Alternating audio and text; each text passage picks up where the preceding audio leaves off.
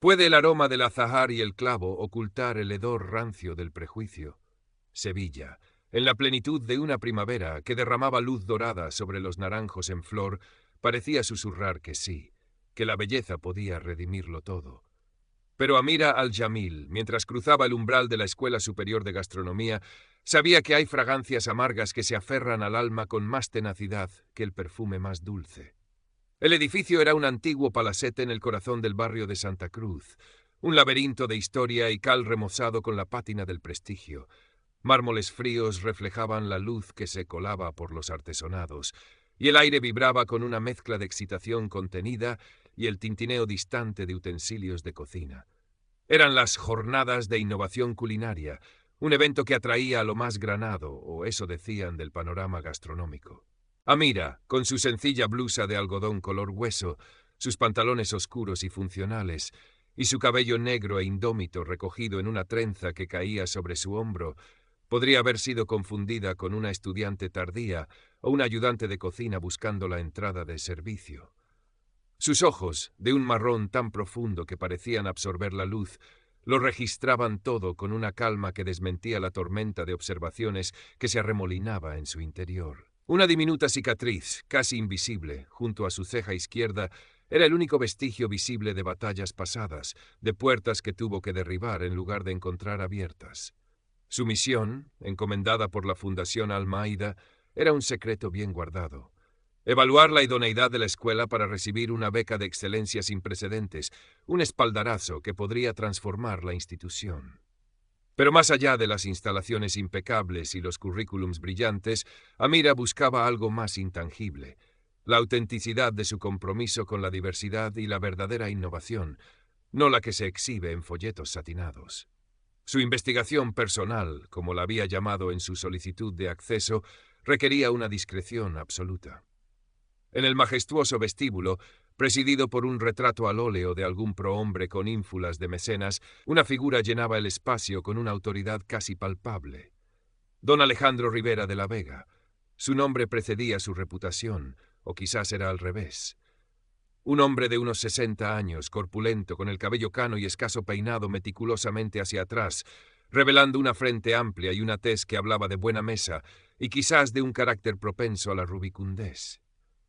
Vestía un traje de corte impecable, aunque algo anticuado, y un ostentoso anillo de sello en el meñique parecía subrayar cada uno de sus gestos. En ese momento se dirigía con voz campanuda a un joven estudiante que se encogía visiblemente bajo su mirada. Y asegúrese de que el Chardonnay esté a la temperatura exacta, muchacho. No quiero otro fiasco como el del martes. Un ápice de negligencia en esta casa es una afrenta al arte. El estudiante asintió con la cabeza gacha y se escabulló. Don Alejandro soltó un resoplido, un sonido que parecía expresar una decepción crónica con el mundo. Amira esperó pacientemente a que aquel chef terminara su inspección visual del vestíbulo, como si buscara motas de polvo imaginarias que afearan su dominio. Cuando sus miradas se cruzaron brevemente, los ojos de don Alejandro pasaron sobre ella sin detenerse, como si fuera parte del mobiliario, una sombra sin importancia. Ese era precisamente el tipo de invisibilidad que Amira a veces agradecía, y otras, como hoy, la preparaba para la inevitable colisión.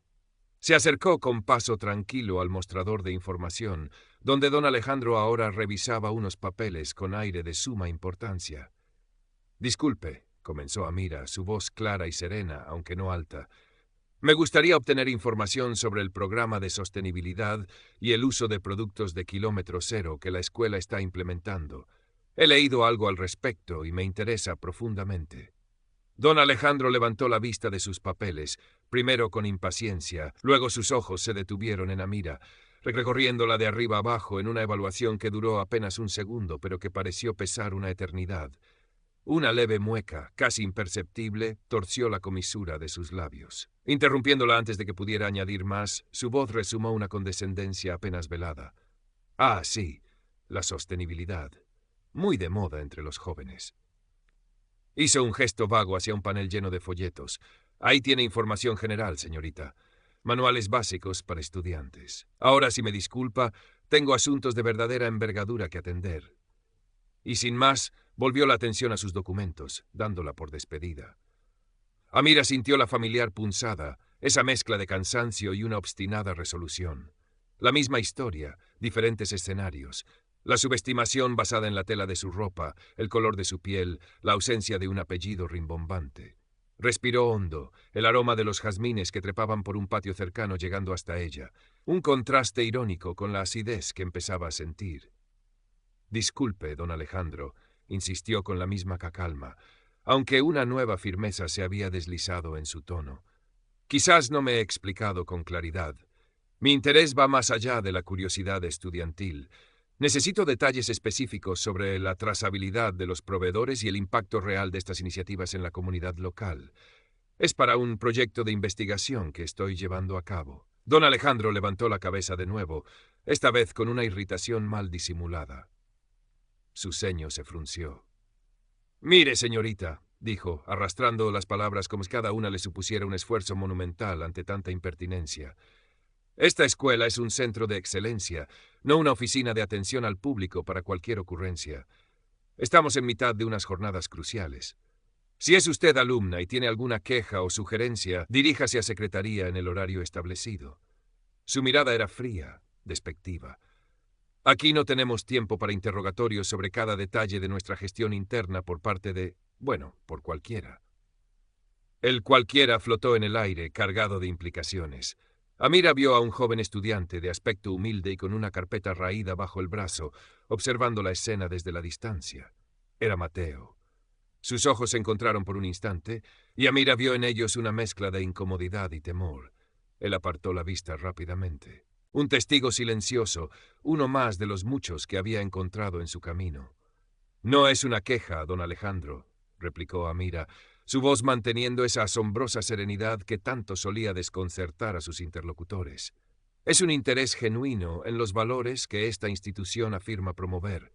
Valores que, entiendo, deberían ser transparentes y accesibles para cualquiera que se interese por ellos, especialmente si se consideran un pilar de su prestigio». La mención de valores y prestigio pareció tocar una fibra sensible en don Alejandro. Su rostro, ya de por sí propenso a la rojez, adquirió un tono más subido. Interpretó las palabras de Amira no como una pregunta legítima, sino como un desafío directo a su autoridad, a su mundo. Y que ese desafío proviniera de alguien como ella era intolerable. ¿Valores? ¿Y quién es usted, jovencita, para venir aquí a cuestionar los valores de esta casa? Su voz se elevó notablemente, atrayendo ahora sí las miradas curiosas de varios estudiantes y personal que transitaban por el vestíbulo. El murmullo de las conversaciones cesó. «¿Acaso sabe usted con quién está hablando? Soy don Alejandro Rivera de la Vega, y esta escuela es un referente gracias a personas como yo, que hemos dedicado nuestra vida a mantener unos estándares». Amira lo miró fijamente, sin pestañear. El aire se había vuelto denso, cargado de una tensión que casi se podía cortar. «Soy alguien que cree que el respeto y la apertura son fundamentales en cualquier casa de estudios, don Alejandro», dijo, su voz ahora un poco más alta para hacerse oír por encima del silencio expectante. «Especialmente en una que aspira a la excelencia internacional. Los estándares más altos, a mi entender, empiezan por cómo se trata a cada persona». Aquello fue la gota que colmó el vaso de la paciencia de don Alejandro. Su compostura ya precaria se hizo añicos, insolente. «Esto es el colmo de la desfachatez», bramó, su cuerpo erguido en toda su corpulencia, el anillo de sello brillando bajo la luz. «Exijo que se identifique ahora mismo y explique qué oscuros motivos la traen aquí a importunar a la dirección.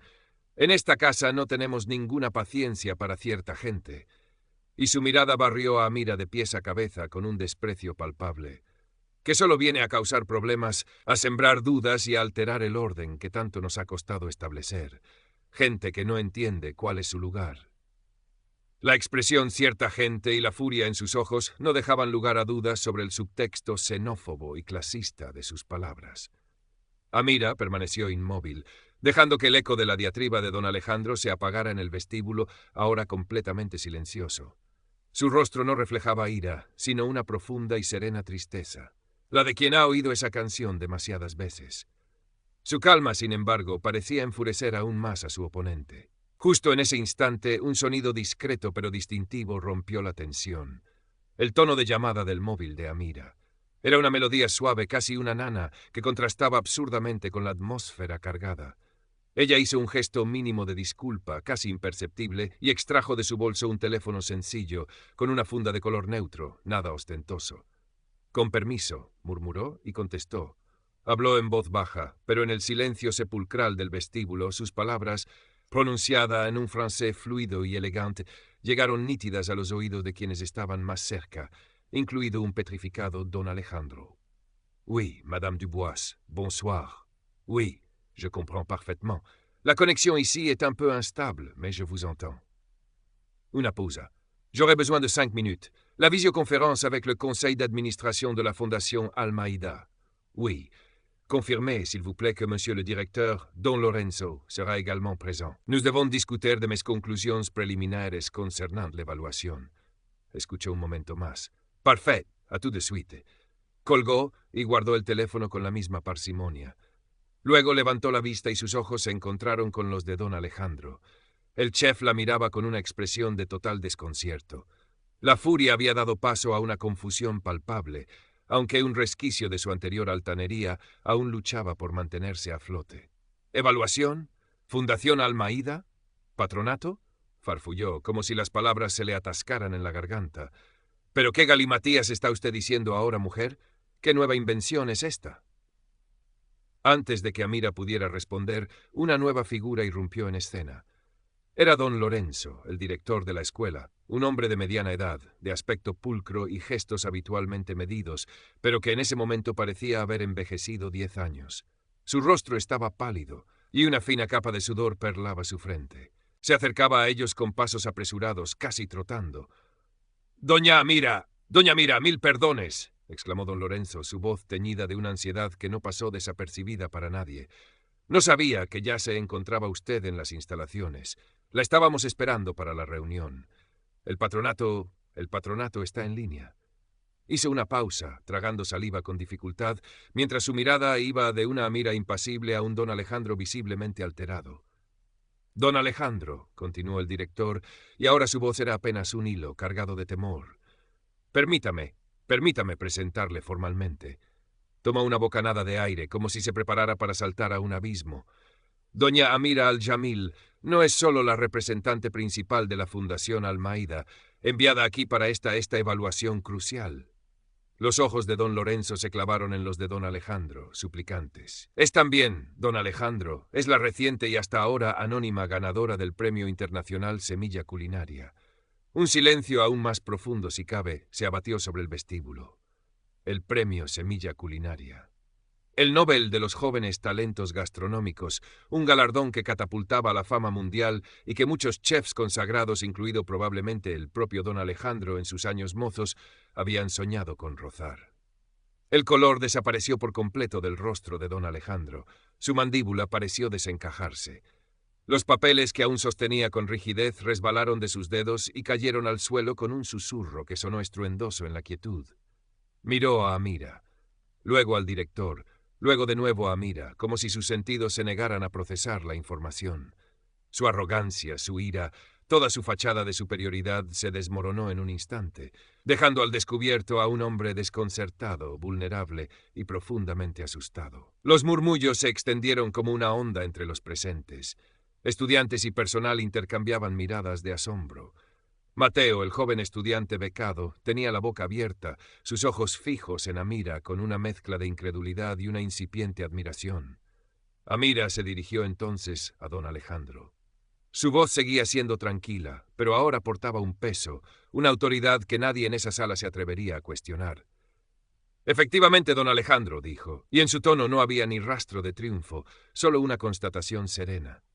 «La chef anónima, como usted dice, y mi evaluación preliminar de esta prestigiosa escuela, basada en la cordial bienvenida que usted tan amablemente me ha dispensado esta mañana, es, me temo, profundamente preocupante».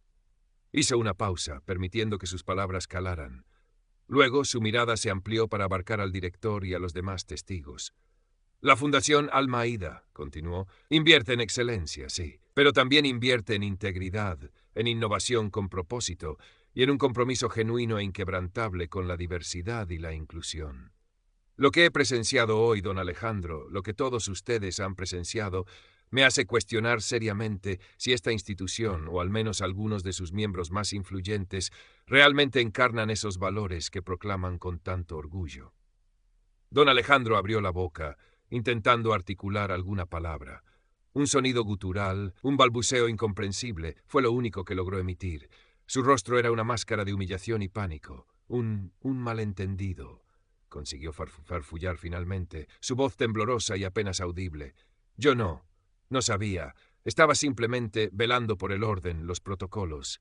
Amira lo interrumpió, no con brusquedad, sino con la firmeza serena de quien ha llegado al fondo de la cuestión.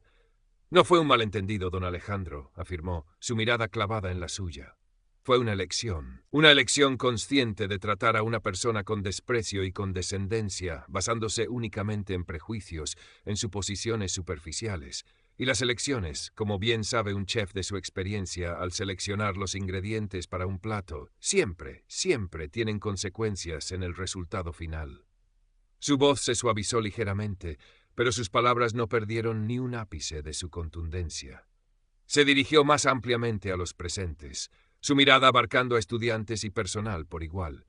El verdadero sabor de una institución, dijo Amira, la esencia que la define, no reside únicamente en sus premios, en su historia o en la opulencia de sus instalaciones. Reside, fundamentalmente, en cómo trata cada persona que cruza sus puertas, sin importar su apariencia, su origen o su apellido. Hoy, don Alejandro, el sabor que he percibido en esta casa ha sido innegablemente amargo. Un silencio denso, casi palpable, siguió a sus palabras. Don Alejandro bajó la cabeza, sus hombros hundidos, la imagen misma de la derrota. No había argumentos, no había excusas posibles frente a la verdad desnuda que Amira había expuesto con tanta dignidad como firmeza. Amira hizo una leve inclinación de cabeza hacia el atribulado director. Don Lorenzo, si me acompaña, por favor. Tenemos mucho que discutir con el patronato de la fundación. El director asintió con presteza, aliviado y a la vez aterrado por lo que vendría. Juntos, Amira y don Lorenzo se encaminaron hacia la sala de reuniones designada, dejando atrás a un don Alejandro inmóvil, solo en medio del vestíbulo, bajo la mirada atónita y ahora crítica de todos los que habían presenciado su vergonzosa caída. Mientras se alejaba, Amira no pudo evitar una breve reflexión. La beca, de la que tanto dependía el futuro de la escuela, pendía de un hilo muy fino, condicionada ahora a cambios profundos, a una reevaluación de sus cimientos morales, no solo de sus programas académicos. La reputación de don Alejandro, tan cuidadosamente construida sobre cimientos de elitismo y conexiones, había sufrido un golpe del que difícilmente se recuperaría. No sentía alegría por ello,